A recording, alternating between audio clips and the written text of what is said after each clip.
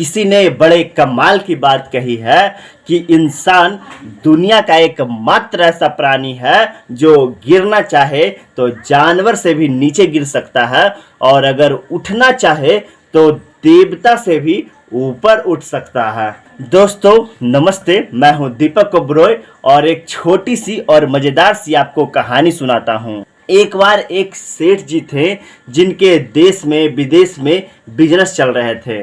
वो दूसरे शहर में गए हुए थे, उनका काम निपट गया तो उन्होंने सोचा कि चलो बाजार में घूम आते हैं। वहाँ मेला लगा हुआ था। मेले में पहुँचे तो एक ऐसे बंदे से मिले जिसके पास में बंद बोतल में जिन्न कैद था और वो बेच रहा था। सेठ जी ने कहा, वाह भाई, ये तो बड़ा कमाल है। जाकर के बात की तो उस आदमी ने बोला कि साहब, ये जिन्न जो है ये आप जो बोलेंगे वो काम कर देगा। आपको बस बताने की देरी है।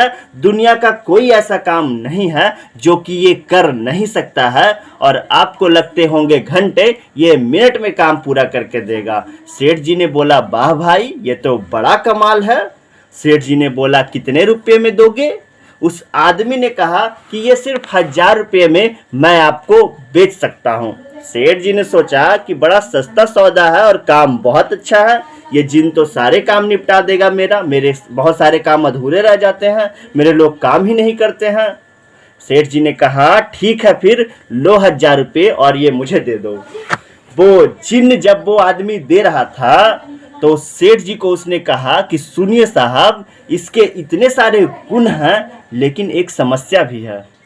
अगर आपने इसे काम नहीं बताया, क्योंकि देखिए ये खाली बैठना पसंद नहीं करता है, इसको लगातार काम बताते रहिएगा। अगर आपने इसको काम नहीं बताया तो ये आपको ही खाने के लिए दौड़ेगा, ये अपने ही मालिक का शिकार कर देगा। सेठ जी ने कहा, ऐसी बात है? फिर उसने मन में सोचा कि मेरे देश में व्यापार है, विदेश में व्यापार है, इतने सारे काम हैं, पूरी जिंदगी निकल जाएगी, इसके काम खत्म नहीं होंगे, इससे काम करवाता रहूँगा। सेठ जी ने कहा, ठीक है ठीक है, चिंता मत करो। सेठ जी वो जिन लेकर के अपने घर आ गए, बोतल से उसे निकाला, पहला काम बताया। सेठ जी ने बड़ा काम पहले बताया, उनको लगा ये करता रहेगा, अभी बहुत टाइम लगेगा। वो जिन गया, फटाफट से काम करके आ गया।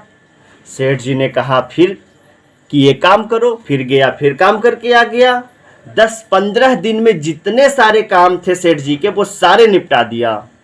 सेठ जी को कुछ समझ में नहीं आ रहा था कि मैं क्या करूं। उन्हें वो बातें याद आ गई कि जैसे ही ये खाली बैठेगा ये मुझे खा जाएगा। सेठ जी और दिमाग पर जोर देकर और काम याद करे, उसे काम बताएं और वो जाए, काम करके आ जाए। मिनट में काम निपटा रहा था। सेठ जी का दिमाग अब खराब हो गया। एक समय ऐसा आ गया कि सेठ जी के पास काम ही नहीं था कि क्या बताएं उसे। जिन ने कहा, आपको तो याद होगा, अब आप मुझे काम नहीं बताओगे तो मैं आपको खाने के लिए तैयार हूँ। सेठ जी दौड़ने लगे, बिजली की रफ्तार से भागने लगे कि जितना तेज भागूं बस बच जाऊं। भागते भागते एक महात्मा के आश्रम में पहुंचे। वहां पर वचन चल रहा था। महात्मा के पैरों में गिर गए कि महाराज जी, जिन मेरे पीछे पड़ गया, कह रहा है आप काम बताओ, काम नहीं बताओगे तो मैं खा जाऊंगा। क्या काम बताऊं, सारे काम तो करवा लिया है। महात्मा ने कहा, सुनो, इस जिन्न से कहो कि दुनिया का सबसे ऊंचा बांस लेकर के आओ, सबसे लंबा बांस लेकर के आओ। जब वो लेकर के आ जाए तो उस बांस को अपने आंगन में गड़वा देना और इस जिन्न से कहना कि ऊपर चढ़ो नीचे उतरो, ऊपर चढ़ो नीचे उतरो।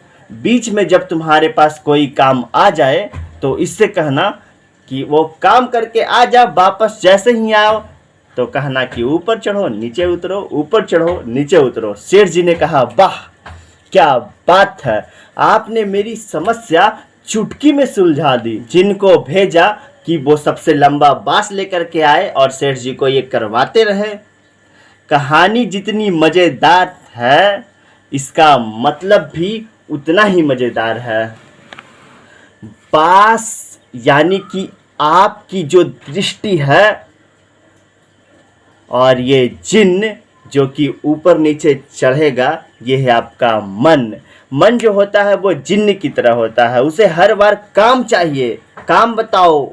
जैसे ही खाली बैठेगा वो आपके पीछे पड़ जाएगा, खाने को दौड़ेगा।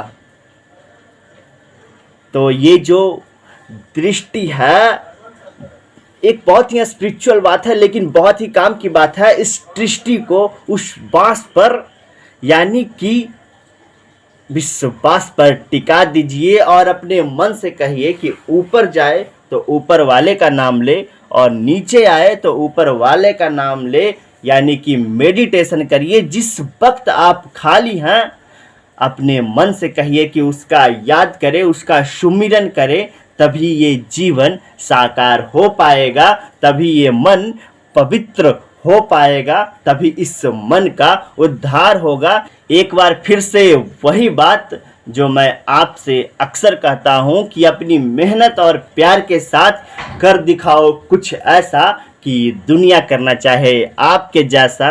तो दोस्तों आज की इस स्टोरी में बस इतना ही। बाकी कैसी लगी ये छोटी सी हमारी स्टोरी हमें कमेंट बॉक्स में ज़रूर बताएं दोस्तों, और हम आपसे मिलते हैं अगली वीडियो में एक बहुत ही अच्छी स्टोरी के साथ। तब तक के लिए टाटा बाय बाय दोस्त, हम आपसे मिलते हैं अगली वीडियो में।